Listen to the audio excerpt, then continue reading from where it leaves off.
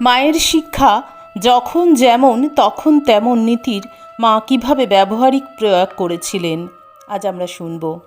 জয়রামবাটি যাওয়ার পথে জয়পুর গ্রামে গরুর গাড়ি থামিয়ে এক চটিতে রান্নাবান্নার ব্যবস্থা করা হলো। উনুন থেকে নামাবার সময় ভাতের হাঁড়িটি হঠাৎ ভেঙে যাওয়ায় ভাত ও ফ্যান চারিদিকে ছড়িয়ে পড়ল। সকলে কিং কর্তব্য বিমূঢ় হয়ে পড়লেও মা কিন্তু আদেও বিচলিত না হয়ে একটি খড়ের নুড়ো দিয়ে ফ্যানগুলি সব সরিয়ে দিতে লাগলেন। তারপর হাত ধুয়ে বাক্স থেকে ঠাকুরের ছবিটি বের করে একধারে বসালেন এবং একটি শালের কাঠি দিয়ে কতকগুলি ভাত গুছিয়ে একটি শালপাতায় ডাল তরকারি সাজিয়ে ঠাকুরকে জোর হাতে বললেন, আজ এই রকমই মেপেছ, শিগগির শিগগির গরম গরম দুটি খেয়ে নাও। সকলে মায়ের কাণ্ড দেখে হাসতে লাগলেও